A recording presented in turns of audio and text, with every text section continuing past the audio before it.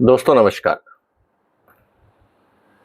जिस तरह से भारत और कनाडा के रिश्तों के बीच में खटास आई है, ये वास्तव में चिंता की बात है। इसका मुख्य आधार कनाडा का अपना लोकल पॉलिटिक्स है, लेकिन इसका जो असर है वो भारत की राजनीति में और खासकर सिख समुदाय पे भी पड़ने के आसार हैं।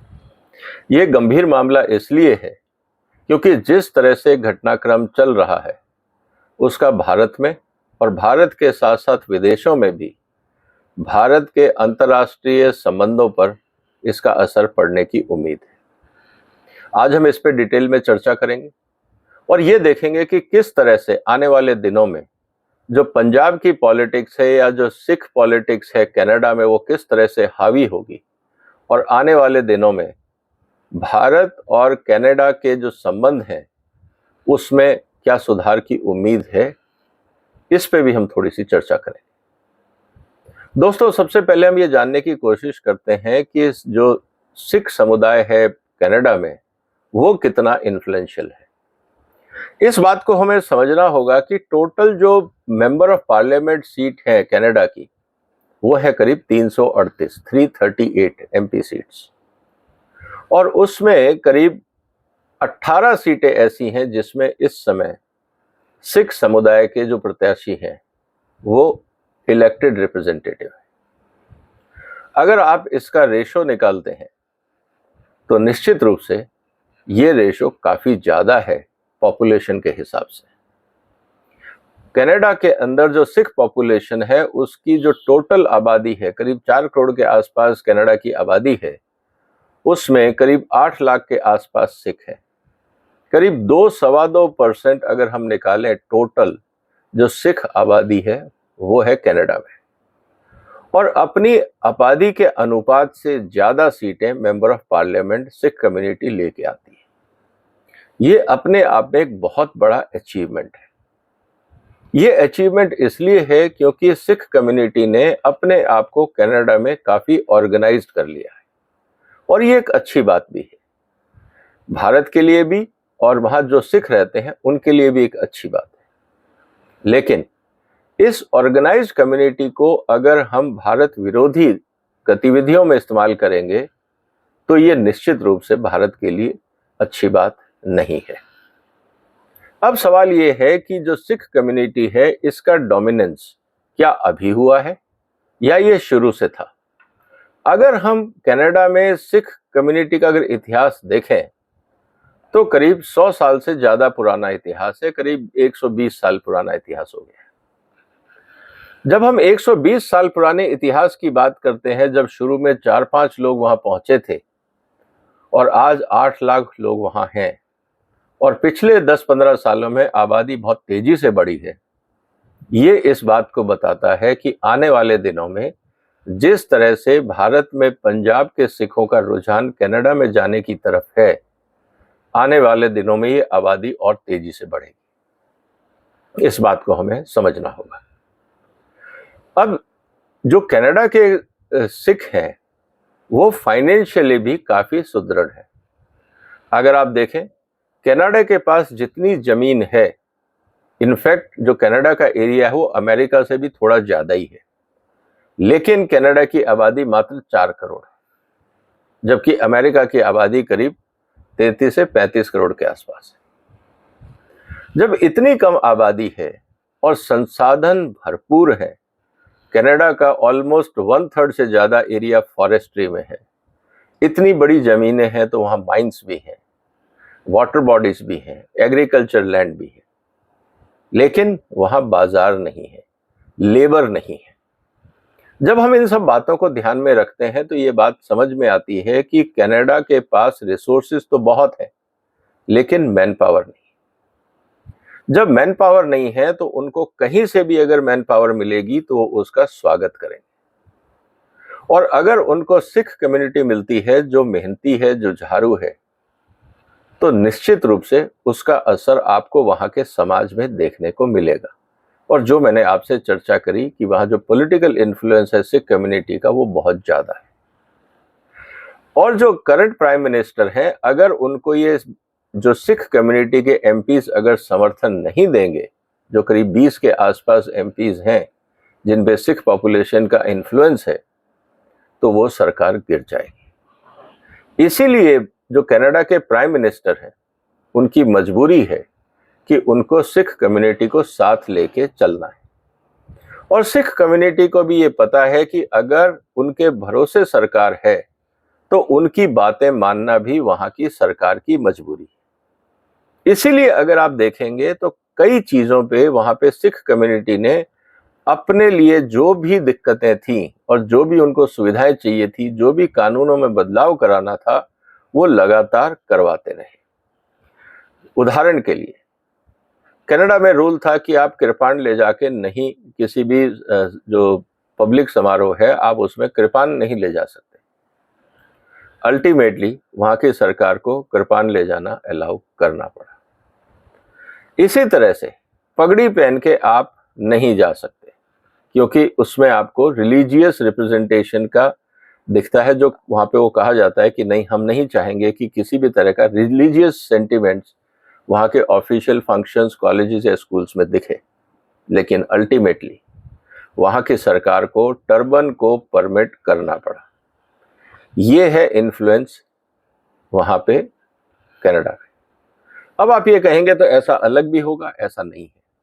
मैं एक और उदाहरण आपको देता हूं। कनाडा के अंदर मुस्लिम पॉपुलेशन करीब 4.5% है, लेकिन उनके एमपी मात्र 9 है।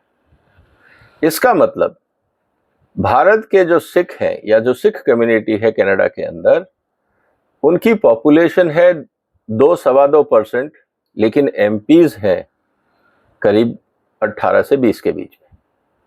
लेकिन वहीं पे मुस्लिम पॉपुलेशन सिख कम्युनिटी से डबल है, लेकिन उनके एमपीज हैं आधे। ये बताता है कि जो पॉलिटिकल इन्फ्लुएंस है सिख कम्युनिटी का, वो काफी ज्यादा है। इसीलिए अगर आप देखें तो आने वाले समय में और बहुत, जब सिख कम्युनिटी का इन्फ्लुएंस स्प्रेड होगा, तो जो पॉलिटिकल वर्किंग है कनाडा की, जो राजनीतिक पार्टियों की, उनका रुझान सिख कम्युनिटी की तरफ बढ़ेगा। और जब पॉलिटिकल पार्टीज का रुझान सिख कम्युनिटी की तरफ बढ़ेगा तो सिख कम्युनिटी की बार्गेनिंग पावर बढ़ेगी। और जब सिख कम्युनिटी की बार्गेनिंग पावर बढ़ेगी तो उनका वहां की पॉलिसीज में दखल भी बढ़ेगा। हो सकता है कि ये एमपीज कुछ की पोजीशंस पे बैठे और बहुत सारे सिख कम्युनिटी के लोग वहां पे की ऑर्गेनाइजेशंस की पोजीशंस पे भी पहुंच जाए।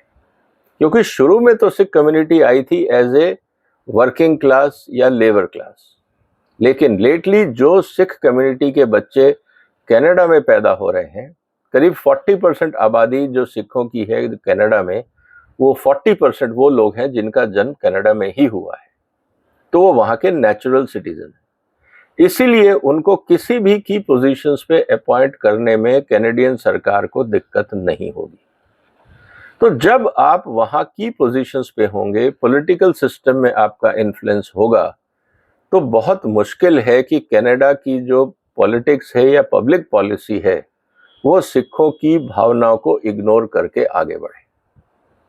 इसका असर भारत और कनाडा के संबंधों पर होना वाजिब है। इस समय जो लोग भारत में ऑपरेशन ब्लू स्टार के बाद माइग्रेट होकर कनाडा गए हैं, जो सिख कम्युनिटी के लोग, उनमें कहीं ना कहीं बिटरनेस जरूर है कि ऑपरेशन ब्लू स्टार हुआ था। लेकिन दोस्तों, वक्त के साथ चीजें बदलती हैं। हिंदुस्तान में भी हमें 30 साल लगे इस बात को हटाने के लिए और सिख कम्युनिटी को अपने साथ ये कहने के लिए कि कोई भी मतभेद हमारे बीच में नहीं है। और उसका असर ये हुआ कि धीरे धीरे भारतीय समाज में जो ऑपरेशन ब्लू स्टार के पहले जो भिंडरावाले की जिस तरह से मैसेकर की योजना थी, हिंदुओं के ऊपर अत्याचार किए गए पंजाब में, उससे सिखों की इमेज पे बहुत बुरा प्रभाव पड़ा। पंजाब के बाहर बहुत सारे लोगों ने सिखों को काम देना बंद कर दिया था। उस सब बातों को मिटाने के लिए 30 साल का समय लगा। और फिर किसान आंदोलन हुआ, जिसने फिर एक बार सिख कम्युनिटी के ऊपर सवाल खड़े किए, क्योंकि जिस तरह से उन्होंने प्राइवेट सेक्टर के इन्वेस्टर्स की प्रॉपर्टीज को तोड़ना शुरू किया, ब्लॉकेड किया, सरकार को ब्लैकमेल किया वहाँ के आड़तियों के कहने पे, और उसमें वास्तव में काफ़ी पैसा कनाडा और विदेशी फंड भी आया था। तो कुल मिला के ये एक बार फिर माहौल बिगड़ा, और अब जो कनाडा में हुआ है इससे माहौल और बिगड़ेगा। अब सवाल ये है कि ये माहौल कब तक बिगड़ेगा। मुझे लगता है कि जो लोग अभी भी भारत सरकार के खिलाफ और भारत के खिलाफ विद्वेष की भावना रखते हैं, जब तक ये लोग इन्फ्लुएंशियल रहेंगे तब तक वो माहौल को सही नहीं होने देंगे। इसके लिए पंजाब के सिखों को भी मेहनत करनी होगी, क्योंकि अगर माहौल जरूरत से ज्यादा बिगड़ता है कनाडा में, और जिस तरह से अब वहां पे धमकी आ रही है कि हिंदुओं को, जो कैनेडियन हिंदूज हैं, उनको धमकाया जा रहा है, उसका असर आपको हिंदुस्तान में भी देखने को मिलेगा। तो ये डिपेंड करता है कि जो सिख कम्युनिटी के जो समझदार लोग हैं, जो सीनियर लोग हैं, वो जो सिख कम्युनिटी कनाडा में है उसको ये समझाए कि इस तरह के स्टेटमेंट ना दें, क्योंकि इससे भारत में जो सिख कम्युनिटी अलग अलग जगह काम कर रही है, कहीं उनके लिए मुसीबतें खड़ी ना हो जाए, जो हमने भिंडरावाले के टाइम पे देखा था। तो इस समय बहुत संवेदनशील माहौल है। हिंदू और सिख कम्युनिटी को बांटने का पूरा प्रयास किया जाएगा, लेकिन ये डिपेंड करेगा कि सिख कम्युनिटी के जो मैच्योर लीडर्स हैं वो किस तरह से कनाडा की घटनाओं को संभालते हैं, और किस तरह से भारत सरकार के साथ कोऑर्डिनेट करके कैनेडियन सिख कम्युनिटी को कन्विंस करके, ताकि वो कैनेडियन सरकार के ऊपर ये दबाव डालें कि आप भारत के खिलाफ कोई भी ऐसा स्टेटमेंट ना दें जिससे सिख कम्युनिटी के लिए प्रॉब्लम्स खड़ी हो। ये मैं इसलिए कह रहा हूं क्योंकि ऑपरेशन ब्लू स्टार से लेकर अभी तक जिस तरह से डेवलपमेंट हुए हैं, और जिस तरह से समाज में कोई भी कम्युनिटी की तरफ से अगर किसी भी तरह का एक विभाजनकारी बयान आता है, उसका असर पूरी कम्युनिटी तक जाता है। और दूसरा दोस्तों, ये सोशल मीडिया का जमाना है। अगर हम ये सोच लें कि कनाडा का स्टेटमेंट कनाडा तक रहेगा, ऐसा नहीं। और जो प्राइम मिनिस्टर ऑफ कनाडा कर रहे हैं उस समय, इस समय उनकी मजबूरी है राजनीतिक, और वो 2025 तक कुर्सी पे रहेंगे और 20 एमपीज उनको चाहिए। तो मुझे नहीं लगता कि 2025 तक कोई बहुत बड़ा बदलाव भारत और कनाडा की राजनीति में आने वाला, अनलेस अदरवाइज कि कैनेडियन सिख कम्युनिटी में ही कोई समझदार लोग सामने आए और इस तरह की बयानबाजी को बंद करवाएं, तब तो माहौल सुधरेगा। वरना आने वाले दिनों में हम देखेंगे कि भारत और कनाडा के बीच में तकरार बढ़ेगी।